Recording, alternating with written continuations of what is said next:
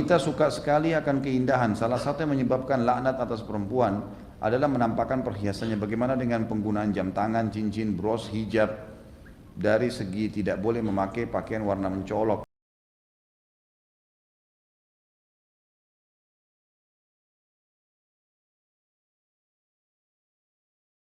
Apakah sekarang neraka sudah dihuni oleh manusia, Ustaz?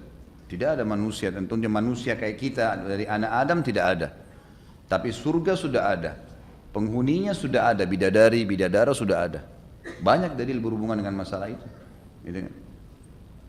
Nabi SAW mengatakan sebelum manusia diciptakan, Allah Subhanahu wa taala menciptakan surga dan neraka sebelum manusia. Kemudian menyuruh Jibril mendatangi surga. Lihat tuh surga. Jibril AS ke sana. Kasih pendapatmu Jibril, ya Allah, tidak ada hambamu yang dengar saja, bukan lagi lihat, dengar surga, kecuali mereka akan bergegas mengejarnya. Lalu Allah Subhanahu wa taala menyuruh Jibril melihat neraka. Neraka diciptakan, diperlihatkan. Berikan pendapatmu. Setelah dia balik, dia mengatakan dengan azabnya, dengan siksanya segala macam, ya Allah, tidak ada hambamu yang dengar saja neraka, kecuali pasti dia akan menjauhinya. Lalu Allah SWT menghiasi surga dengan hal-hal yang dibenci oleh manusia, dan neraka dihiasi dengan syahwat-syahwat yang mudah untuk dilakukan, dan itu kemaksiatan, kerusakan, apalah segala macam. Lalu kata Allah SWT kepada Jibril, lihat kembali. Waktu dilihat kembali dari dua tempat ini, dia mengatakan, ya Allah, tentang surga, saya tidak menyangka ada hambamu yang selamat dari, saya tidak menyangka ada hambamu yang bisa masuk ke dalam surga ini. Karena beratnya hal-hal yang tidak diinginkan, bangun sholat malam, mengeluarkan harta, bantu orang miskin, suruh bakti dengan orang tua walaupun orang tua itu jahat, gitu kan, dan seterusnya, banyak hal. Dan tidak akan mungkin ada hambamu yang selamat dari neraka karena memang dipenuhi dengan kemaksiatan. Berarti surga dan neraka itu sudah ada, dan memang surga dan neraka ini ada penghuninya. Ada penghuni dari bidadari, dari bidadara, semuanya sudah ada.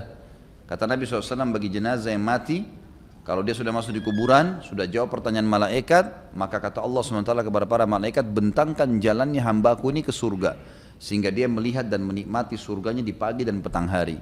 Hadis yang lebih jelas lagi adalah hadis Bukhari yang kata Nabi SAW, tidak ada seorang istri yang menyakiti suaminya di dunia, kecuali istrinya dari bidadari di surga langsung berkata, semoga Allah membinasakanmu, dia sebentar lagi akan meninggalkanmu dan menuju kepada kami, gitu kan. Berarti sudah ada penghuni, gitu kan. Sudah ada penghuni, tapi dari ciptaan Allah. Karena bidadari, bidadara, hurun in dan wildanun mukhalladun ini Allah ciptakan langsung, tidak melalui proses seperti anak Adam. Allahu alam. Itu yang saya tahu. Apakah perempuan hanya boleh memakai pakaian yang gelap saja, hitam, coklat tua, biru dongker? Bagaimana dengan warna-warna soft, warna pastel, warna muda seperti pink muda, warna muda seperti pink muda, biru muda dan lain-lain. Bagaimana juga dengan khimar, jilbab bermotif atau bercorak? Tentu saja dihindari kalau bisa ya. Hindari. Artinya kalau pakai jam tangan memang bukan untuk perhiasan di depan umum, gitu kan. Dia memang menggunakan itu karena dia butuh untuk lihat, dan itu pun memang tidak perlu untuk ditampakkan. Dalam arti kata biasanya kalau wanita pakai jam tangan atau orang sengaja pakai jam tangan, biasanya memang bajunya ditarik atau disempitkan sehingga jam tangannya nampak, gitu kan. Maka ini tabarruj masuk di dalamnya. Sama dengan pakai jilbab, pakai bros, itu tabarruj itu. Nggak boleh, nggak usah pakai begitu, gitu. Ya, kalau memang masih masa-masa jahiliyah memang apa boleh buat, biasanya orang begitu ya. Karena dia mau menarik orang lain. Bahkan ada yang hijabnya sudah seperti hijab seperti rambut, bahkan lebih fitnah daripada rambut, gitu kan. Nah, ini sebaiknya jangan, memang harus dihindari, tabarruj nggak boleh. Ini dilarang dalam agama. Allahu alam, itu yang saya tahu. Terus kalau warna tidak harus warna gelap, artinya warna-warna yang tidak menyolok, karena yang dilarang adalah pakaian syuhrah. Kalau warna coklat muda, warna pink mungkin yang lembut, yang mungkin tidak selamanya hitam, tapi memang itu tidak jadi syuhrah. Syuhrah itu gini, begitu lawan jenis lihat, bisa kita dinilai buruk atau mengganggu dia atau membuat dia mengganggu kita. Itu pakaian syuhrah namanya, gitu kan. Terlalu menyolok, warnanya merah yang menyolok, gitu kan. Nah itu dihindari. Makin sederhana warnanya, makin tidak membawakan fitnah, maka makin sesuai dengan syar'i. Itu dikenal dengan libasut taqwa namanya. Alis yang tidak tebal bukan dicukur. Bolehkah wanita menggunakan pensil alis untuk sekedar menebalkannya, tidak berlebihan? Alami, terima saja alami. Lebih baik. Allahu a'lam, itu yang saya tahu. Biarkan saja alami. Kalau tidak terlalu tebal alisnya, ya itulah. Allah lebih tahu memang itu yang paling cocok sama wajah Anda. Terima sang pencipta. Dunia sebentar, gitu kan? Laluin saja. Insya Allah nanti Allah akan utus pasangan yang suka yang begitu. Jadi tidak usah khawatir. Jadi tidak usah diubah-ubah. Ada orang Masya Allah alisnya begini, dibuat begini gitu. Entah untuk apa gitu.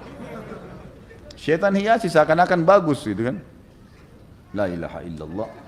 Kalau punggung tangan wanita itu termasuk aurat bukan? Ya ini kalau Imam Syafi'i mengatakan tidak. Tapi kalau Imam Ahmad mengatakan termasuk aurat, gitu kan? Khilaf di antara mereka tentang masalah ini, dan insya Allah ini adalah sebuah khilaf yang positif saja ya, karena semua punya dalil. Imam Syafi'i mengatakan wanita itu semua aurat kecuali wajah dan telapak tangan. Beranjak daripada hadis Bukhari yang menjelaskan tentang masalah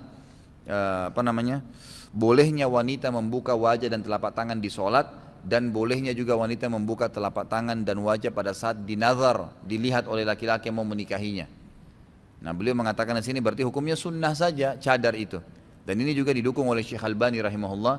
Beliau menulis buku tentang sunnahnya menggunakan cadar dan bukan kewajiban. Tapi Syekh Tuwaijiri dan syekh-syekh yang lain, para ulama-ulama sekarang, banyak mereka mengatakan kembali kepada Imam Ahmad, mengatakan cadar itu dan kaos tangan wajib bagi wanita. Apalagi kalau wanita itu adalah fitnah. Dasarnya punya kulit yang putih, memang fitnah, telapak tangannya dilihat jadi fitnah bagi orang gitu kan.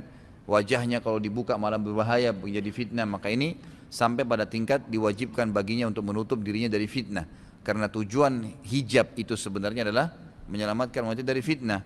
Allahu a'lam. Jadi ini insya Allah tergantung kondisi gitu kan. Kalau di sebuah lokasi itu umumnya orang sudah biasa kenal cadar, Anda pakai cadar. Artinya tidak disorotin lah ya. Tidak menjadi subahanan, itu lebih baik, lebih afdal, lebih sempurna. Karena Imam Syafi'i juga mengatakan tetap lebih afdal cadar dan kaos tangan gitu kan, tetap lebih afdal. Tapi hukumnya sunnah, hukumnya sunnah. Tapi kalau Anda melihat memang dengan Anda pakai di situ ya ada masalah, ya sebaiknya Anda hindari. Yang penting jangan sampai melampaui batas minimal wajah dan telapak tangan. Ustaz, apakah boleh memotong atau mencukur rambut yang ada di bawah mulut?